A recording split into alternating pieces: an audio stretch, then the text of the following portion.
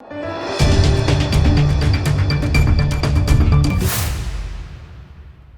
દર્શક મિત્રો, આપ જોઈ રહ્યા છો લોકમૈત્રી ન્યૂઝ. હું છું એન્કર અર્પિતા પટેલ. હવે છે અગત્યના સમાચાર. વડોદરા શહેરમાં દિવસે ને દિવસે અકસ્માતોમાં વધારો થઈ રહ્યો છે. વડોદરા શહેર વિકાસમાં રણભાર ભળી રહ્યું છે. તેની સાથે સાથે વસ્તી વધતા ટ્રાફિકની સમસ્યા હવે રોજિંદી બની છે, જેના લીધે વડોદરા શહેરમાં દિવસે ને દિવસે અકસ્માતોમાં વધારો થઈ રહ્યો છે. આજે ગોત્રી યશ કોમ્પ્લેક્સ પાસે ટેમ્પો ચાલકે એક એક્ટિવા ચાલક મહિલાને ફંગોળી નાખી હતી.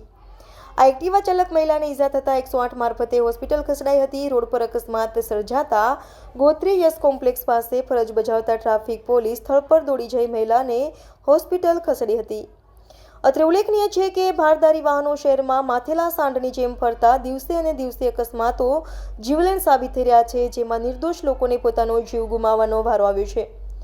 પરિણામે પરિવારનો માળો વિખેરાઈ જાય છે. Bureau report, Lokmaitri news, Vadodara.